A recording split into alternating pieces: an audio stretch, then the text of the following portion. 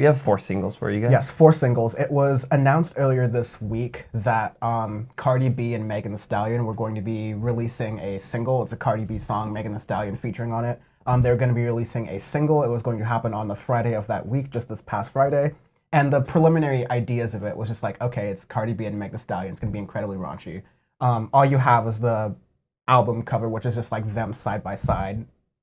The song title WAP. It's like, okay, that's ambiguous. Could be very raunchy. Then I see this video of Cardi B the day before going, okay, so the video is going to drop on YouTube tonight. And I got to warn you, it's the censored version, because when we showed it to YouTube, they were like, yo, I mean. So it's the censored version, but obviously the non-censored version will be on streaming platforms and on this podcast because we're adults. And yeah. It's incredibly raunchy and hilarious. Absolutely delivered on the incredibly raunchy and hilarious nature of it. Absolutely. First of all, let's just basics of this before we get into the obvious aspects of the song, what you come here to Audioface for. It's a slower produced trap song, especially for a trap pop song. It's very slow, not really reliant on the usual like motifs of trap music, but kind of like staying true to that in that sense. There's the backing of, let's assume you heard the uncensored version, the whores in this house. That's like a backing voice in this. That's kind of a cool rhythm to do it. So production all around is really nice. Continuing, Meg Thee Stallion, Cardi B are some of the women of trap who are significantly better at rapping and lyricism and variety and dexterity. Sure. All of that significantly better than anything else that's come out this year. They absolutely killed it. It's hilarious. Yeah, I like it because you expected it to be just like in your face craziness, but it's just slow. Like it is, but it's completely slowed down in that regard. Because you have Cardi B got Get Up 10, and you have Meg Thee Stallion, her whole last album that we talked about and we the drop enjoyed. Sugar. Yeah, and with Savage. And you have so many songs that are like upbeat, fast paced, and this one doesn't do it. It's a lot slowed down, but it's still in your face and raunchy. So I like it. Of course, whenever one of these videos is going to come out, it's going to shock the males, of course.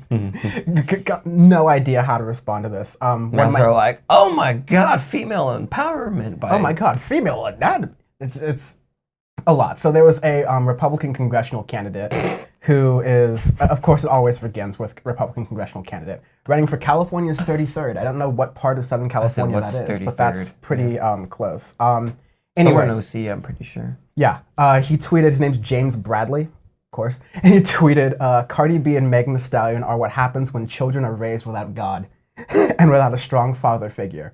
Their new song, oh my God, this is a perfect boomer tweet. Their new song, the #WAP, parentheses, which I heard accidentally, made me want to pour holy water in my ears, and I feel sorry for future girls if this is their role model.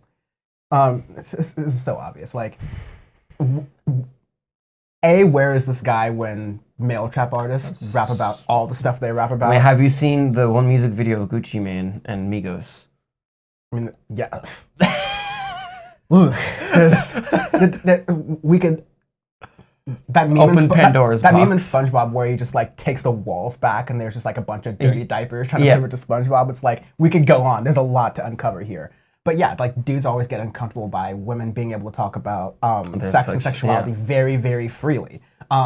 It's perfectly fine. And when we talked about the limits of the vulgarity, like with City Girls when they released their thing, it's like there's only when it's only one trick, it's like there's you want more from an artist, just as we say with male artists. But no, this is a pretty good song. I think Cardi B is gonna start ramping up into album mode soon. I get a feeling. Yeah. It's been a while. Cardi says it's been a while. Cardi says she has more stuff coming up, so I think it's gonna be an album. Which is good because that's why I like her in 21 so much, because they feature on a bit, but they take time between albums usually. Yeah, suck it, Daniel Ek.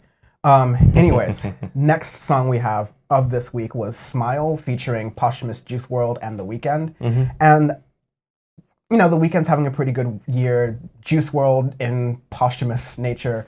His last album was a pretty did justice to his work, whatever it is. This was just like the most bland of both of them. I was about to say, yeah, it was like, I like The Weeknd's part a lot more than Juice WRLD's. It's just Juice WRLD's, it just sounded, compared to all the stuff that you heard on the album, because the stuff on the album, like the production quality was good and it was pretty sad to say.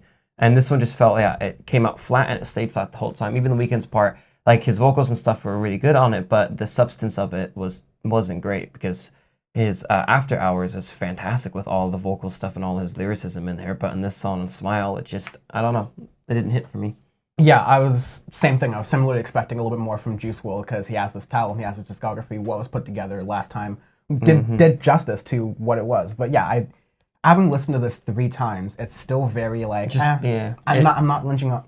I'm not latching onto anything of the album, of the song that's there for me. So move past it. Anyways, moving past that. To get some more raunchiness. Yes. We got everybody's favorite alt-right female rapper, Doja Cat. And you got Freak. If this had come out any other week, this would have been a bigger thing. But you happen to release a raunchy sort of sensual song on the week of WAP, so you're done. Yeah, because WAP is the raunchiest of it. Because Freak is funny because it starts out with like a little 50s. Yeah, exactly. It starts with a little 50s beat, and then it has that throughout the song. But it's just talking about, I'm gonna tie up my man and make him and torture him until he hates me, but he loves me at the same time because I'm torturing him. I'm like, shit. That quote from Killer Kung Fu Wolf Bitch in the Boondocks when the when her friend is talking to the phone, it's like, no, you go back there and torture his ass till he proposes. It is hilarious. Yeah, it's a moderately funny song. Definitely WAP killed it this week, so Freak is all right. And then you have lastly Sula, Paperback in parentheses by Jamila Woods. This seems like a sort of B-side or continuation from Legacy. Jamila Woods' album came out last year that was very, very good. It continues the motif of like taking the names or ideas of prominent like African-American thinkers and philosophers and that and doing Sula. And this is a really nice song. I think Legacy, the songs on that album had a lot more punch to it, and this is a little bit lighter. But it's definitely slower in that regard. Yeah. But it's good. I like it. It took me a while because I think it took so much to get into that song because it's about, 5 minutes or so for like? 4 minutes. 4 minutes. Like the first 2 minutes or so just keep building and building, and the last parts of that song are really good. Especially when your vocals start to get out a little bit more with it. Yeah.